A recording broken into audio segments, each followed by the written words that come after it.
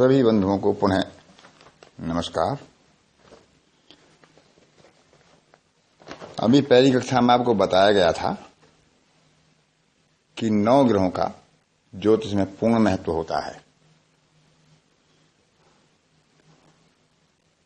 तो ग्रहों के कारकत्व शरीर के बारे में इस प्रकार हैं कि आत्मा का कारक सूर्य के पास है, मन का कारक चंद्रमा है, मंगल पराक्रम का कारक है, बुध वाणी और विद्या का कारक है, ज्ञान और सुख का कारक बृहस्पति है, काम और सुख का कारक शुक्र है, दुख का कारक शनि है। अब ग्रहों के वर्ण के बारे में बात करते हैं। सूर्य का वर्ण रक्त श्याम है, चंद्रमा का वर्ण गौर वर्ण है, लाल वर्ण मंगल का है, हरित श्याम वर्ण बुध का, बृहस्पति का गौर वर्ण है। श्याम और गौर वर्ण से श्वेत और गौर वर्ण से मिश्रित वर्ण शुक्र का है, शनि का कृष्ण वर्ण काला रंग है। सूर्य, मंगल और गुरु ये पुल्लिंग ग्रह माने गए हैं, मेल प्लेनेट। स्त्रीलिंग में चंद्रमा और शुक्र को लिया है। बुध और शनि नपुंसक ग्रह की श्रेणी में आते हैं।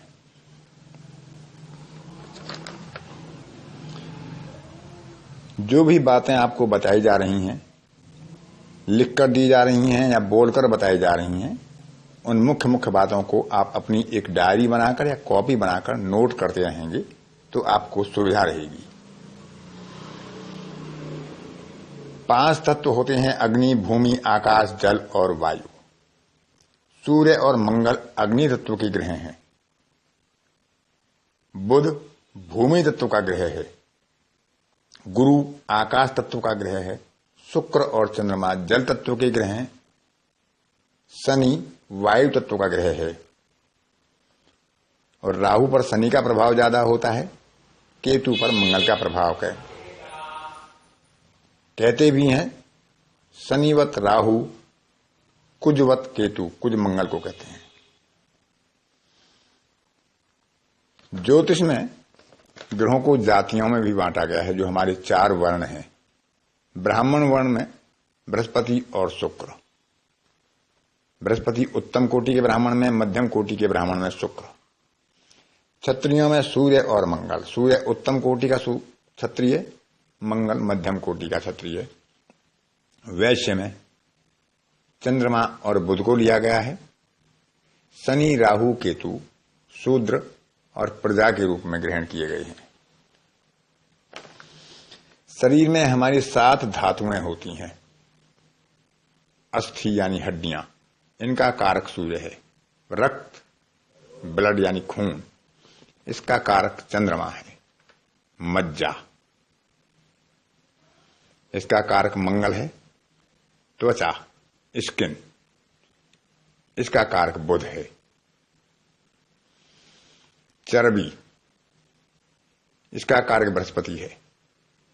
वीर्य, इसका कारक शुक्र है। और जो हमारे स्नायु हैं, स्नायु तंत्र हैं, इनका कारक शनि है।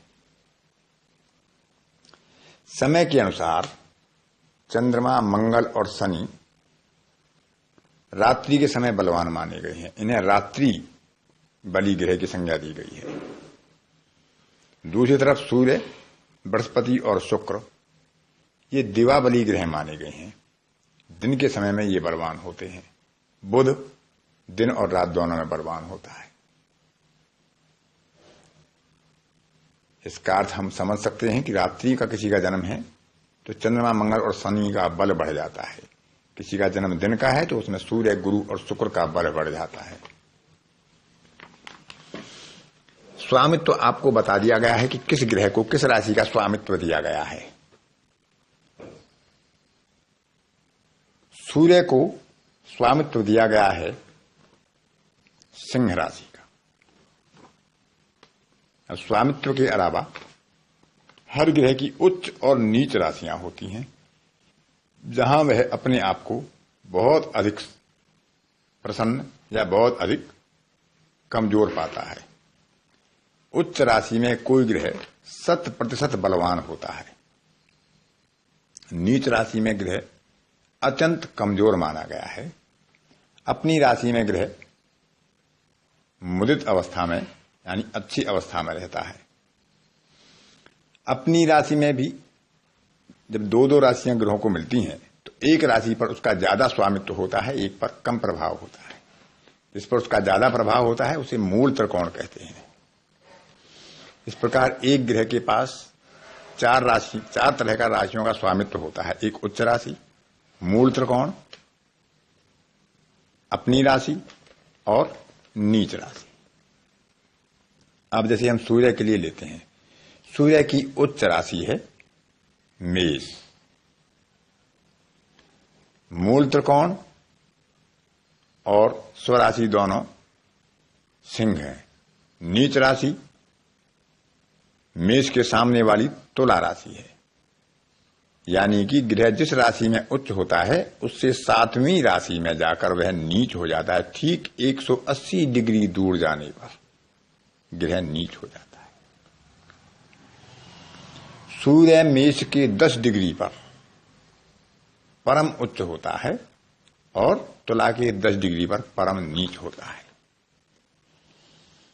चंद्रमा कर्क राशि में अपनी स्वराशि मानता है, लेकिन उसकी उच्च राशि वृष राशि है और नीच राशि वृश्चिक राशि है। वृष की 3 डिग्री पर चंद्रमा परम उच्च होता है। 3 डिग्री के बाद उसका मूल त्रिकोण माना गया है। 3 डिग्री से 30 डिग्री तक चंद्रमा को मूल त्रिकोण की संज्ञा दी गई है वृष राशि में। मंगल ग्रह, वृश्चिक उसकी अपनी राशि है, मेष उसकी मूल त्रिकोण है, मकर राशि में वह उच्च होता है, 28 डिग्री पर परम उच्च होता है। और मकर के विपरीत सप्तम राशि जब कर्क पड़ती है वहां 28 डिग्री पर वह परम नीच और कर्क राशि में वह नीच होता है। एक बुध ग्रह ऐसा है जो अपनी ही राशि में उच्च होता है। कन्या उसकी राशि है। कन्या में 15 डिग्री तक वह उच्च होता है, 15 पर परम उच्च होता है। 15 से 20 डिग्री तक वह मूल त्रिकोण मानता है। 20 डिग्री के बाद उसे स्वराशि मानता है, अपनी राशि मानता है। मिथुन उसकी अपनी राशि में आती है। बृहस्पति यानी गुरु, धनु राशि उसकी मूल त्रिकोण है, मीन उसकी अपनी स्वराशि है। कर्क राशि के 5 डिग्री पर वो परम उच्च होता है, कर्क राशि उसकी उच्च राशि है। कर्क के विपरीत मकर राशि में बृहस्पति नीच होते हैं। शुक्र की अपनी राशि वृषभ राशि है, मूल त्रिकोण तुला राशि है, उच्च राशि मीन है।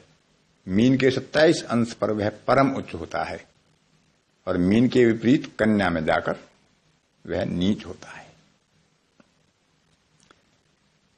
सप्तम ग्रह हमारा शनि है।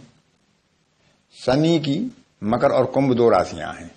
कुंभ उसकी मूल त्रिकोण राशि है, मकर उसकी स्वराशि है। तुला में वह नीच होता है 20 डिग्री पर परम उच्च होता है। और उसके विपरीत मेष में वह परम नीच होता है।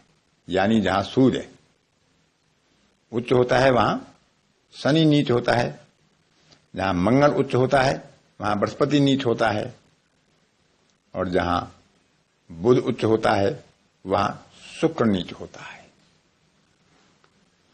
इस तरह ये राशियों का स्वामित्व उच्च और नीच स्वराशि और मूल त्रिकोण के रूप में है। स्वराशि में कोई ग्रह अपना 100% प्रभाव देता है, मूल त्रिकोण में उसका प्रभाव 75% होता है और स्वराशि में उसका प्रभाव 50% होता है। और नीच राशि में उसका प्रभाव मात्र 10 या 12% रह जाता है। लेकिन जब उसका नीच भंग होता है, जो आगे की कक्षा में पढ़ाया जाएगा, तब उसका प्रभाव अच्छा भी हो जाता है। इस कक्षा में इतना ही, शेष अगली कक्षा में। धन्यवाद।